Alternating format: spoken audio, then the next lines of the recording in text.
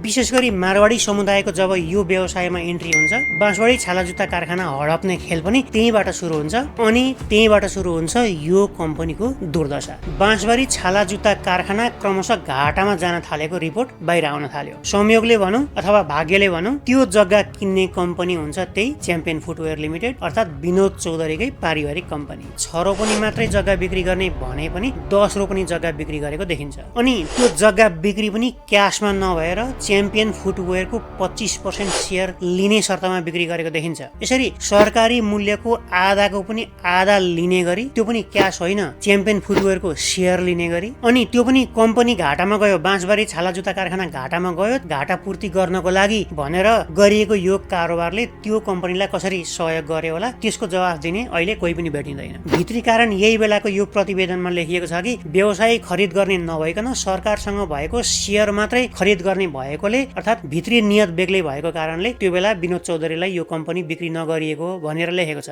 यो सरकारी प्रतिवेदन हो त्यो बेलाको। यहाँ त्यो बेलाको कारखाना बेच्दा सरकारले गरेको बिक्रीको शर्त हेर्नु होला, यो सरकारी कागजात हो। जुत्ता कारखाना भन्दा अरु केही पनि खोल्न नपाइने जग्गा हो यो। त्यो ठाउँमा स्कुल कसरी खुल्यो, खोजी र कारबाही कसले गर्ने हो, कि पैसा र पहुँच भएकाले जे गरे पनि हुने हो यो देशमा। अदालत अख्तियार राज्यका सबै निकायहरू कब्जा गर्नेलाई सबै छुट हो यो देशमा। गजब छ। आज न त सरकारको सेयर बाँकी छ, न त जुत्ता कारखाना सञ्चालनमा छ, न त त्यो 10 रोपनी जग्गा सरकारको नाममा छ। सबै स्वाहा भएर त्यसको सट्टामा इन्डियन पाठ्यक्रम चलाउने महँगो चाँदबाग स्कुलमा बदलिएको छ त्यो ठाउँ। अब नमस्कार साथीहरू, आजको भिडियो पनि भ्रष्टाचारसँगै सम्बन्धित छ। नेपाल सरकारको नाममा रहेको अरबौं रुपियाँको जग्गा कसरी चौधरी ग्रुपको पोल्टामा पुग्यो अनि यो कसरी बाँसबारी छाला जुत्ता कारखानाको निजीकरणसँग सम्बन्धित छ त्यो सबको चिरफार गर्नेछु आज। अनि सधैँ झैँ कतै पनि नलागी कसैको पनि झोला नबोकिकन सत्य चिरफार गर्नेछु। मैले भ्रष्टाचार विरोधी भिडियोहरू राख्न थालेपछि एउटा ठुलै गिरोह मेरो पछि लागेर कहिले कानुनी कारबाही गर्ने त कहिले मारिदिने सम्मका धम्कीहरू आउन थालेका छन्। म यो कामबाट विचलित हुने छैन। यो भन्दा झन बढी यसैमा म डटेर लाग्नेछु र तपाईहरुसँग यसको लागि यति मेरो रिक्वेस्ट छ कि यस्ता भ्रष्टाचार विरोधी भिडियोहरू जुन छन् त्यो भिडियोहरू सकेसम्म बढी भन्दा बढी मान्छेको बीचमा पुर्याइदिनु होला, शेयर गरिदिनु होला। लाइक गरिदिनु भयो भने युट्युबले यो भिडियोलाई तपाई जस्ता अरु धेरै मान्छेहरुको बीचमा पुर्याउनको लागि मद्दत गरिदिन्छ, त्यो पनि गरिदिनु होला। अनि नयाँ हुनुहुन्छ अथवा सब्स्क्राइब गर्नु भएको छैन भने सब्स्क्राइब गरिदिनु होला प्लिज।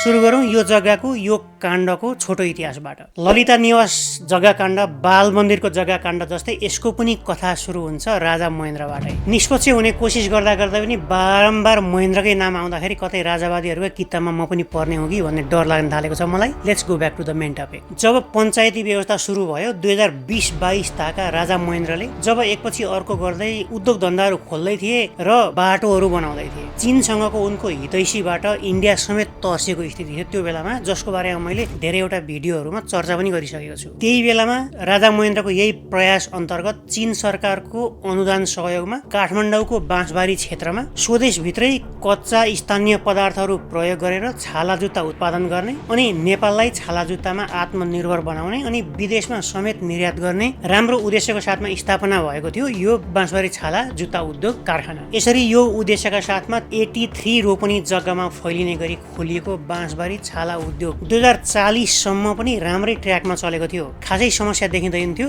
त्यो उद्योगलाई। विदेशी जुत्ताहरूको बोलबाला भएको त्यो बेलामा नेपालभित्र उक्त कम्पनीबाट उत्पादित जुत्ताहरूले सिधै विदेशबाट आयातित महँगा जुत्ताहरूलाई कडा टक्कर दिने गर्थ्यो, त्यो पनि सुपथ मूल्यमा। भनिन्छ त्यो बेलामा नेपालभित्रका सेना र प्रहरीहरूले पनि यही उद्योगको जुत्ता प्रयोग गर्थे। जब विक्रमसम्म 2040 पछि निजी कम्पनीहरू जुत्ता चप्पल व्यवसायमा छिर्न थाले, विशेष गरी मारवाडी समुदायको जब यो व्यवसायमा इन्ट्री हुन्छ, बाँसबारी छाला जुत्ता कारखाना हडप्ने खेल पनि त्यहीबाट सुरु हुन्छ अनि त्यहीबाट सुरु हुन्छ यो कम्पनीको दुर्दशा। त्यो कसरी अब हेरौँ। यसमा सबैभन्दा पहिलो इन्ट्री हुन्छ नेपालकै सबभन्दा धनाढ्य अनि फोर्ब्स भन्ने पत्रिकाको पनि धनाढ्यहरूको सूचीमा परेका नेपाली व्यापारी विनोद चौधरीको र उनकै पारिवारिक कम्पनी छ च्याम्पियन फुटवेयर भन्ने। त्यसको विनोद चौधरीको धेरै परिचय सायद आवश्यक पर्ला जस्तो मलाई लाग्दैन। उनी राजाको पालामा पनि दरबार नजिक रहेका र वीरेन्द्रका भाइ धीरेन्द्रसँग मिलेर पार्टनरसिपमा धेरै व्यवसायहरू चलाएका अनि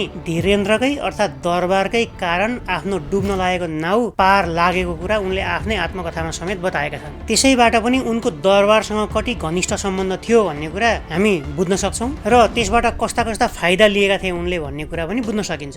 धीरेन्द्रकै कारण विनोद चौधरीको व्यापारिक साम्राज्य फस्टाएको थियो भन्दा फरक नपर्ला। तर पञ्चायतका अन्तिम दिनहरूमा दरबार दुई भागमा बाँडिएको थियो। एकातिर ज्ञानेन्द्र पनि व्यापारी, अर्कोतिर धीरेन्द्र पनि व्यापारी, अनि रानी ऐश्वर्या पनि मनी ओरिएन्टेड। यी सबको खिचातानी बीच धीरेन्द्रले जब राज परिवार त्यागेर विदेशिए अनि धीरेन्द्रको स्वामित्वमा रहेको जति पनि पैसा अथवा व्यवसायहरू थियो त्यो कसले लिने भन्ने दौड दरबारभित्र हुन थाल्यो। त्यसैबीच विनोद चौधरी र धीरेन्द्र मिलेर चलाएका धेरै कम्पनीहरूमा पनि दरबारीहरूको आँखा लाग्यो। त्यो बेलामा आफ्नो साम्राज्य झन्डै झन्डै डुब्न लागेको र यदि त्यो बेलामा बौद्धल नआएको भए आफू कहाँ पुग्ने थिए त्यो टुङ्गो नभएको भनेर उनले घुमाउरो पाराले दरबारले धेरै सहयोग गरेको, तर पछिल्लो समय दरबारकै कारण आफू मार्कामा परिरहेको कुरा उनले बताएका छन्। त्यसैले यहाँनिर दरबारले हुर्काएको र बौद्धलले मलजल गरेर फस्टाउन मद्दत गरेको थियो उनको व्यवसायको जालोलाई भन्दा फरक नपर्ला। तर जेसुकै भयो भने बौद्धल उनलाई मजाले फाप्यो। उनी व्यापारी त हुन् नै, तर बौद्धल आइसकेपछि उनी व्यापारी भन्दा पनि राजनीतिज्ञ बढी भएर उदाउन थाले। पहिला एमालेबाट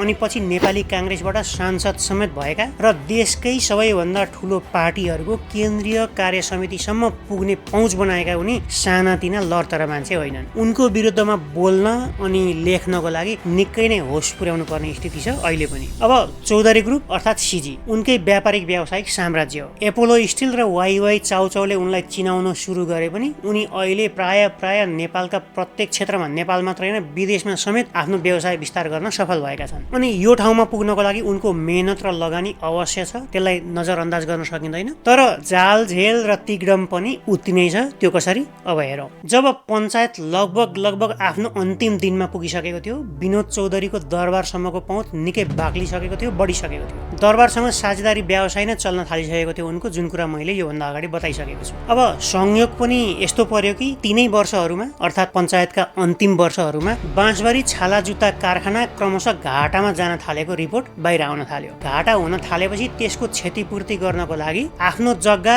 अरू कम्पनीहरूलाई भाडामा दिने र त्यसबाट कम्पनीको घाटा क्षतिपूर्ति गर्ने भन्ने एउटा निर्णय गर्छ बाँसबारी कारखानाले। यही मौकाको फाइदा उठाउँदै च्याम्पियन फुटवेयरले वार्षिक 10 लाख जुत्ता उत्पादन गर्ने र बाँसबारी जुत्ता कम्पनीलाई पनि सहयोग गर्ने भनेर भित्र छिर्छ र क्रमशः बाँसबारी जुत्ता कम्पनीमाथि पकड जमाउँदै जान्छ। त्यतिले नपुगेर कम्पनी झन्झन घाटामा जान थालिसकेपछि आफ्नो जग्गा बेचेर भए पनि घाटा पूर्ति गर्नुपर्ने भन्दै सञ्चालक समिति भित्रैबाट आवाज उठ्न थाल्छ अनि यो कुरो मन्त्रीमण्डल हुँदै दरबारसम्म पनि पुग्छ। यसरी पञ्चायती व्यवस्था हुँदै लङ टर्म रणनीतिको बाटो सुरु भइसकेको थियो। त्यही बेलामा यो कम्पनी हडप्ने। त्यही मास्टर प्लान अनुसार 2043 सालसम्ममा बाँसबारी जुत्ता कारखानाले ओगटेको 83 रोपनी जुन जग्गा थियो त्यो मध्येमा 6 रोपनी जग्गा रोपनीको 2.5 लाखको दरले बेच्ने निर्णय गरिन्छ। त्यो पास पनि हुन्छ। संयोगले भनौँ अथवा भाग्यले भनौँ त्यो जग्गा किन्ने कम्पनी हुन्छ त्यही च्याम्पियन फुटवेयर लिमिटेड अर्थात् विनोद चौधरीकै पारिवारिक कम्पनी। यो निर्णय गर्दाखेरि बाँसबारी जुत्ता कम्पनीलाई सहयोग गर्ने र उत्पादनमा विविधता ल्याउने, जसले गर्दाखेरि बाँसबारी जुत्ता कारखानालाई पनि आफू बढ्नको लागि सहयोग हुने भन्दै त्यही उद्देश्यको लागि मात्रै च्याम्पियन फुटवेयरलाई त्यो जग्गा बेचिएको हुन्छ। तर अहिले एकैछिनमा थाहा पाउनुहुन्छ कि यही कम्पनीले यही न्युमा पसेर पछि त्यो जुत्ता कारखाना नै खर्लप्प निल्नेवाला छ। Stay tune. त्यो बेला च्याम्पियन फुटवेयर कम्पनी जुन थियो त्यो कम्पनीको तत्कालीन शेयर होल्डरहरूको नाम पनि यहाँ हेरिहाल्नुहोस् एकपटक। पहिलो नाम छ विनोद कुमार चौधरी, चिन्नु भएकै होला, परिचय आवश्यक नपर्ला। दोस्रो नाम छ लुनकरण दास चौधरी, विनोद चौधरीका पिताजी। अर्को नाम छ बसन्त कुमार चौधरी, विनोद चौधरीका भाइ। अर्को नाम छ अरुण कुमार चौधरी जो विनोद कुमार चौधरीकै भाइ हुन्। अर्को नाम छ महेश कुमार अग्रवाल जो विनोद चौधरीका भिनाजु हुन्। अनि अर्को नाम छ गंगा देवी चौधरी। यहाँनिर देखाइए अनुसार यिनी पनि सायद विनोद चौधरीकी माता हुनुपर्छ। अनि लास्टमा शेयर होल्डरको नाममा छ बाँसबारी छाला जुत्ता कारखाना। अब यो बाँसबारी छाला जुत्ता कारखाना चाहिँ शेयर होल्डर कसरी भयो भन्ने कुरा अब हेरौँ। अब यहाँनिर यो समाचारलाई यदि सत्य मान्ने हो भने त्यो बेलामा जग्गा बिक्री गर्ने बेलामा 6 रोपनी मात्रै जग्गा बिक्री गर्ने भने पनि 10 रोपनी जग्गा बिक्री गरेको देखिन्छ। अनि त्यो जग्गा बिक्री पनि क्यासमा नभएर च्याम्पियन फुटवेयरको 25% शेयर लिने शर्तमा बिक्री गरेको देखिन्छ र यो सबको प्रमाण उक्त पत्रिकाले आफूसँग छ भनेर दाबी गर्छ। त्यसैले यहाँ शेयर होल्डरहरूको नामको अन्त्यमा बाँसबारी छाला जुत्ता कारखाना देखिन्छ। अर्थात् च्याम्पियन फुटवेयर कम्पनीको 25% शेयर सरकारको नाममा जान्छ यही बेलादेखि 10 रोपनी जग्गाको सट्टामा। लगभग त्यही बेलाको हाराहारीमा सरकारले आफैले गरेको मूल्याङ्कन, त्यही जग्गाको मूल्याङ्कन प्रति रोपनी 8.5 लाखको दर भएको भनिएको छ। यसरी सरकारी मूल्यको आधाको पनि आधा लिने गरी, त्यो पनि क्यास होइन, च्याम्पियन फुटवेयरको सेयर लिने गरी, अनि त्यो पनि कम्पनी घाटामा गयो, बाँसबारी छाला जुत्ता कारखाना घाटामा गयो, घाटा पूर्ति गर्नको लागि भनेर गरिएको यो कारोबारले त्यो कम्पनीलाई कसरी सहयोग गरे होला, त्यसको जवाफ दिने अहिले कोही पनि भेटिँदैन। गजब छैन त? यो चलखेल भ्रष्टाचार होइन भने के होला? यहाँनिर अवश्य पैसाको चलखेल भएको छ, भ्रष्टाचार भएको छ, तर कथा यहाँ सिद्धिएको छैन। गुदी धेरै बाँकी नै छ, अरू पनि धेरै काण्ड हुन बाँकी छ। यहाँ याद राख्नुहोस्, यहीँनिर प्राइम लोकेसनमा भएको नेपाल सरकारको 10 रोपनी जग्गाको सट्टामा च्याम्पियन फुटवेयरको 25% सेयर लिएको थियो नेपाल सरकारले। अब त्यो सेयर के हुन्छ त्यो एकैछिनमा बताउँदैछु म। समय बित्दै गयो, 2046 साल आयो, त्यो सँगै बहुदल आयो, राजा संवैधानिक भए, दरबारको तागत कम हुँदै गयो। राजा वीरेन्द्र बारे मैले बनाएको यो भिडियोमा पनि बताएको थिएँ कि मैले बहुदल आउनुभन्दा अगाडि इन्डियाले आफ्नै स्वार्थको लागि बहुदललाई सहयोग गरेको थियो। अनि अघि नै भनिसके कि विनोद चौधरी आफैले पनि बहुदल नआएको भए दरबारभित्रको आपसी खिचातानीले गर्दाखेरि आफ्नो नाउँ झन्डै झन्डै डुबिसकेको पनि बताएका छन्। यी दुई कुराहरू कतै संयोगले मेल खान गए भने अन्यथा नहोला। त्यसैले यहाँनिर यी दुई कुराले बहुदल आउनुमा रोल खेले कि खेलेनन् भन्ने कुरा छुट्याउने जिम्मा तपाईहरुको। अब मैले नै बनाएको अर्को यो भिडियोमा पनि मैले बताएको थिएँ कि इन्डिया त्यो बेलामा झन्डै झन्डै आफै टाट पल्टिने स्थितिबाट अगाडि बढेर उदार अर्थतन्त्रको परीक्षण गर्दै थियो त्यो बेला, अनि जोडतोडका साथ निजीकरण चल्दै थियो त्यो बेलामा। यता नेपाललाई पनि त्यसको हावाले बिस्तारै छुँदै थियो। नेपाली कांग्रेस, त्यसमाथि सर्वशक्तिमान गिरिजा प्रसाद कोइरालाको सरकार थियो, बलियो प्रतिपक्षमा थियो एमाले। विदेश पढेर आएका महेश आचार्य र रामशरण म जस्ता भेटेरन अर्थमन्त्रीहरू नेपालले पाउँदै थियो त्यो बेलामा। जनआकांक्षा ठुलै थियो, जनताको हातमा शासन गएपछि केही न केही त देशमा होला, अब देश उँभो लाग्ला भन्ने जनताहरूको आशा थियो। तर त्यो आशामा लात हान्दै केही वर्षभित्रमै 2048-49 मा वर्षैपछि घाटामा जाने र राज्यको लागि भार हुने भन्दै बाँसबारी छालाजुत्ता कारखाना मात्रै होइन, त्यो बेलामा विदेशमा समेत कागज निर्यात गरिराखेको भ्रिकुटी कागज कारखाना र हरिसिद्धि इटा टाइल कारखाना लगायत अरू पनि धेरै कम्पनीहरूको त्यो बेलामा निजीकरण गरियो। बाँसबारी छालाजुत्ता कारखाना बेच्नको लागि एउटा टेन्डर आह्वान गरिन्छ त्यो बेलामा। बाँसबारी छालाजुत्ता कारखाना बेच्नको लागि टेन्डर आह्वान गर्ने बित्तिकै कम्पनीको सम्पत्ति र पुरै फ्याक्ट्री खरिद गर्नको लागि भनेर टेन्डर हाल्ने, जसमध्येमा विनोद चौधरीको कम्पनी सँगै इन्डियाका 2टा कम्पनी लगायत 5वटा कम्पनीहरू देखिन्छन् त्यो बेलामा। विनोद चौधरीको कम्पनीले भरमग्दुर प्रयास गर्दाखेरि पनि यो कम्पनी किन्न सफल हुँदैन। भित्री कारण यही बेलाको यो प्रतिवेदनमा लेखिएको छ कि व्यवसायी खरिद गर्ने नभइकन सरकारसँग भएको सेयर मात्रै खरिद गर्ने भएकोले, अर्थात् भित्री नियत बेग्लै भएको कारणले त्यो बेला विनोद चौधरीलाई यो कम्पनी बिक्री नगरिएको भनेर लेखेको छ। यो सरकारी प्रतिवेदन हो त्यो बेलाको। अर्थात् विनोद चौधरीले त्यही बेलामा च्याम्पियन फुटवेयरको 25% सेयर जुन सरकारले किनेको थियो त्यो आफूले फिर्ता लिने नियत राखेका थिए, जो पूरा भएन। अन्तमा घुमाउरो पारामा यो कम्पनीको सम्पत्ति बिक्री हुन्छ इन्डियाको एउटा कम्पनीलाई। यसको रहस्य पर्दाफास गर्दै तत्कालीन एमालेका उपल्लो तहका नेता तथा सांसद प्रदीप नेपालले यहाँ लेखेका छन्, बाँसबारी छालाजुत्ता कारखानालाई अनुत्पादक भनी कौडीको मोलमा कपिलवस्तुतिरका एकजना कांग्रेसी सांसदलाई बेचियो। उनले कपिलवस्तुमा त्यसको स्थापनाको जग्गा पनि देखाए, तर कपिलवस्तुमा केही महिना आराम गरेर बाँसबारी छालाजुत्ता कारखाना भारतको कानपुरसम्म पुग्यो। कारखाना कानपुरमा 2065 सालसम्म चलिरहेको थियो। नाफामा परे बिचौलिया कांग्रेसका सांसद, कमाउनेमा पर्यो कानपुरको त्यो विदेशी, अनि नोक्सानमा पर्यो नेपाल। यहाँनिर अर्को एउटा पत्रिकाले पनि अर्को एउटा रहस्य उद्घाटन गरेको छ त्यो बेलाको, जसले भन्छ बाँसबारी छालाजुत्ता कारखाना एक भारतीय नागरिक इद्रिस अहमदले किनेका थिए। चीन सरकारले स्थापना गरिदिएको यो कारखानामा अत्याधुनिक उपकरणहरू थिए। निजीकरण भइसकेपछि आफूले काठमाडौँमा कारखाना चलाउने सम्भावना नभएको भन्दै अहमदले कारखाना कपिल वस्तुको चनौटा भन्ने ठाउँमा सार्न निवेदन दिएका थिए। सरकारले सार्ने अनुमति पनि दियो। त्यसपछि अहिलेसम्म यसका सञ्चालकहरू सम्पर्कमा छैनन्। उक्त उद्योगले सर्वसाधारणसँग उठाएको 5 करोड रुपियाँको सेयर अहिलेसम्म पनि अलपत्र अवस्थामा छ। अब यी दुई खबरहरू अथवा यी दुई भनाइहरू राजनीतिक प्रेरित हुन् कि होइनन् त्यो थाहा भएन, तर एउटा कुरा सत्य के हो भने योसँगै नेपालको एक मात्र छालाजुत्ता कारखाना अन्ततः बिक्री गरियो। कारखाना बिक्री भयो, यसका मेसिनरीहरू बिक्री भए, 10 रोपनी जग्गा चौधरी ग्रुपले लग्यो, निजीकरणको हवाला दिएर एउटा अध्यायको अन्त्य भयो। यहाँ अब बाँसबारी छालाजुत्ता कम्पनी किन्न सफल नभएपछि अर्को फेजमा चौधरी ग्रुपको ध्यान अब कसरी त्यो च्याम्पियन फुटवेयरको 25% सेयर जुन सरकारसँग छ त्यो कसरी फिर्ता लिने भन्नेतिर केन्द्रित हुन थाल्यो। यो पत्रिकाले के चौधरी ग्रुपले बाँसबारीको 10 रोपनी जग्गा नियत बस हडपेको हो भन्ने एउटा शीर्षक अन्तर्गत अर्को एउटा खुलासा गरेको छ। यो सब चाल पाएर होला सायद तत्कालीन अर्थ राज्य मन्त्री महेश आचार्यले त्यो सेयर अर्थ मन्त्रालय र महालेखा नियन्त्रण संयन्त्रको नाममा सार्नको लागि मन्त्री परिषदबाटै आदेश दिन्छन्। अब त्यो आदेश लागू भयो कि भएन कतै पनि थाहा हुँदैन, त्यसको कतै पनि रेकर्ड भेटिँदैन। तर यसरी त्यो बेलाको मन्त्री स्तरीय निर्णय कार्यान्वयन भएको भएदेखि यो सेयर मन्त्री परिषदको फुल